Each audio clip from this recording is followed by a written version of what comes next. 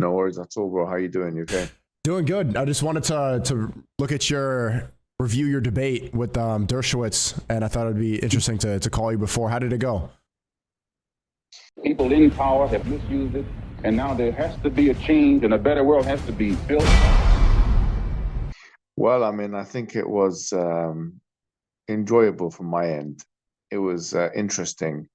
I mean, the thing is, it's become like when you go on Piers Morgan Uncensored, it's not meant to be like a formal academic debate. And I learnt my lesson the first time when I had a debate with a guy called Shmoli. Yeah. Um, and I asked him, like, because the common protocol, like the typical protocol with the debate is, one person speaks for a certain amount of time uninterrupted, and then the other person speaks for a certain amount of time uninterrupted, etc. And then there's like cross-examination, and then there's like questions and answers, or something to that effect. So when I proposed that to the production team the first time, they were not interested in that kind of thing. So I realized what kind of game is being played, because the first thing you got to do with these things is to see what kind of game is being played. And the game is the loudest person, the most assertive person, the most aggressive person usually gets center of the ring. So the strategy going into this one was, okay, well, if that's how you guys are going to play it, then I'm going to have to play this game as well, and I can play this game. And I had to do a psychological assessment of Piers Morgan and Dershowitz, and I found that there were two individuals with extremely fragile egos and quite um, averse to, or you could say hypersensitive to criticism. So I would just have in my pocket all of these ad hominems that any time where I thought like I was losing the center of the ring, I'd throw an ad hominem. Because for me, people don't look necessarily at arguments when it comes to these engagements. I think arguments are important, but they are a secondary priority. The first priority is actually optics. And it's a genocide supporter or someone like Piers Morgan, or an apologist really for Palestine genocide. He tries to pretend or feign that he's on the fence. But after a year, like, I mean, 50,000 people effectively died in more than one country. Israel acting in the same way in Palestine, acting in the same way in Gaza, acting in the same way in Lebanon. I was not going to be questioned by this guy. And I don't mind if anyone comes and says, well, you're very arrogant the way you've dealt with this, very distasteful, very unbecoming. I say, you know what? It doesn't matter what you think, because with all due respect, I would rather look arrogant and be dominating with an enemy or with an individual who's an apologist for the genocide than look professional but weak at the same time. So it's a trade-off I was happy to have. And I think this is the only way to deal with people like this. And I think it was, from my perspective, it fulfilled the strategic function of showing the hypocrisy of Piers Morgan. Because when he was questioned with the same words and the same interrogations that he uses to question other people about Israel, does Israel have a right to defend itself? What's the proportionate response? Literally, his exact words were used against him. And you saw him contradict himself in the span of a minute. Does Iran have a right to defend itself? Yes, no, no, yes. Literally going from one answer to another answer in the span of 20 or 30 seconds, not knowing how to respond to that question, getting a taste of his own medicine. He's been doing it, like, I will never forget the interview that he conducted with Jeremy Corbyn. Right. Jeremy, if you saw that interview, bro, he was basically trying to ravage Jeremy Corbyn with like 15 or 16 or 20 times asking the same thing. You condemn this, or does Israel have a right to defend itself? Okay, well, have a taste of your own medicine, Piers Morgan, because it's not just you that can try and act the bully. If you can try and dish it out, and you want to dish it out to people like Jeremy Corbyn and this one and that one, the other one, Abdul Wahid, the GP who lost his job subsequently because of that interview, and other people as well who he's been trying to bully. If you act like that, you're not about that life really, because there's always going to be someone who can do that to you in a better way than that you can do it to other people. And that person's Muhammad Hijab. And when he came and he did it to you in Dershowitz, I mean, he really didn't have a response. I mean, the physiognomy of Piers Morgan said it all. His facial expressions, his physiological reactions. He was a defeated man. And that's all I wanted to do. And yeah, some people say it's distasteful, but to be honest with you, I don't care what I have to say about that. Yeah, some people said that he started to cry, that he started to team up. I thought he was supposed to be moderating. What do you think is the best way to navigate these sort of debates? Because I'm sure you get criticism from people saying that you go guns blazing too much, but I like the way you describe a debate as the ring. You're not just in there to have a friendly conversation when it's somebody who's opposing your entire worldview, and it's all about optics and there's a big stage. It really is a fight. How do you navigate conversations like that without destroying your reputation, but also upholding the point of view that you hold so dearly? I think debates are more of an art than a science. Some people think that debates are you coming with these arguments and you have to act in this way.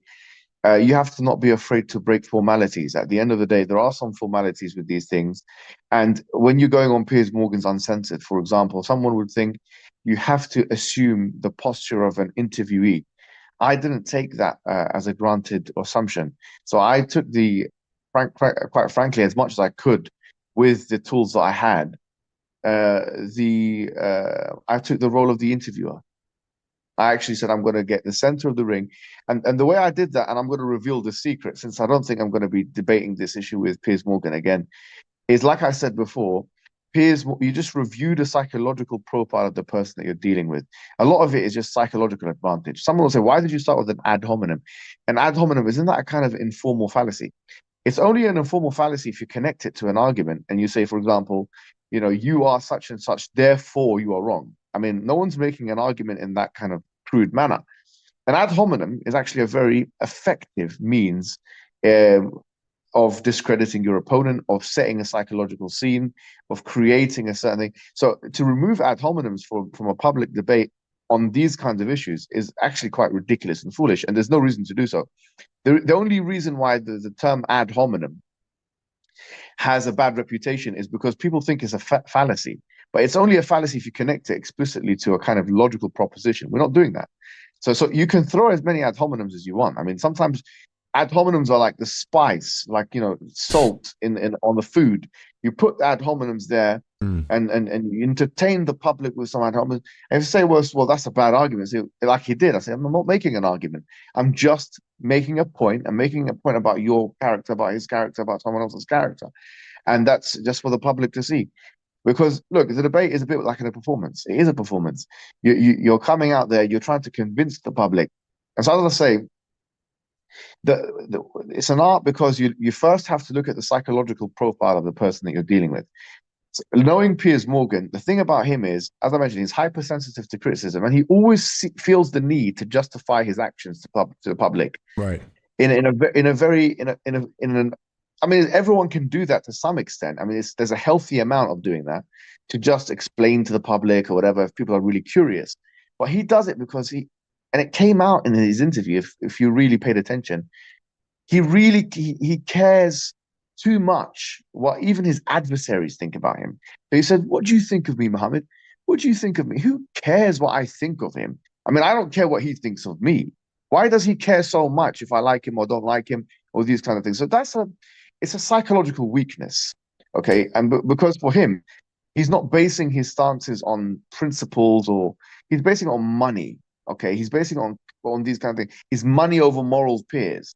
So someone with that kind of psychological profile, it's easy to break him, okay? It's actually quite easy to break him. It's a mind game that must be played with him, because the first thing is, Dershowitz is the same, by the way. You'd have noticed that when I was speaking to him about Epstein's Island, he kind of crossed his arm, he became like a little girl.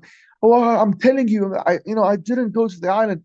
I mean, why are you? I mean, the way he spoke about that is, people are saying in the comment section, it's very incriminating. People are saying that he sounded. People are saying in the comment section, he sounds guilty. I mean, it's unbelievable. Like, he went down with a jab, really, because both of them are, like I say, fragile psychologically. So if you know that the person's a disturber and is a liar and is playing a game with you, he doesn't really know the facts. And every single thing that I said about international relations has been fact-checked and turned out to be correct.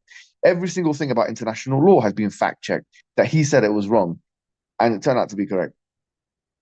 So if these people are going to poison the well and lie about the facts, okay, well, let's play a game. I know your weaknesses. You you can't really get to me because you can't reach me in that way psychologically. Let's see. So the ad hom in the beginning was a way of really like, if you like, putting the jab to the face of to the nose of the opponent in the beginning, just letting them respect who you are. It's like a psychological advantage. And then after that, we'll throw the arguments, we'll mention all these points and all that kind of thing. But you need to maintain center of the ring. In a place like Piers Morgan Uncensored, you have to, as soon as you get in there, the tactic is to get the center of the ring and ask the questions and be the interviewer. And yes, be ready for anything else. But that's what I've done with him. And people will not like it. But I'll be honest, I cannot care what their opinion is, because I'm pretty sure that for the minority of people that don't like it, like 2%, 3%, who said you went a bit overboard or whatever, if they went on Piers Morgan, they'd probably get ravaged by him. And Right. if it was a 2-on-1 situation, they'd get even more ravaged, and they would be spoken over, and they would be interrupted, and and I would rather be, like I said before, I would rather look arrogant, I'd rather look whatever than look weak on that show with that man defending that position. For me, that was not an option. That's a good strategy, and I think it's worked time and time again against Shmuley and against that major debate you had just on Palestine, Israel against Piers Morgan last year. You got to get dirty. You know, the formal debate strategy does not work on a live show like that. It's a different type of ball game. So it was good to see that. I'm looking for. Do you recommend that I watch the full interview, or should I watch the highlights that you put up on your channel? No, you can do a bit of both. I mean, I put some highlights. The guys that are working with me, Benjamin Ikra is fantastic, person who manages the social media platforms, and I have to give him a shout out because he's the one who puts those things together. You can watch that as a taster and stuff. Some things that he put on the shorts and all these kind of things, they're good. But I mean, you can watch the whole thing because you'll see. I mean, just pay attention to the body language, pay attention to the psychology of these two men, pay attention to how weak they look, because that for me is more important than anything. For me, optically how a debate looks is as important as how it sounds.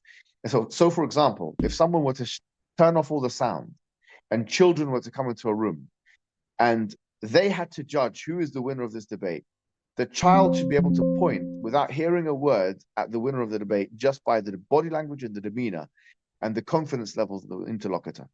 And that's for me a very, very integral part of debates.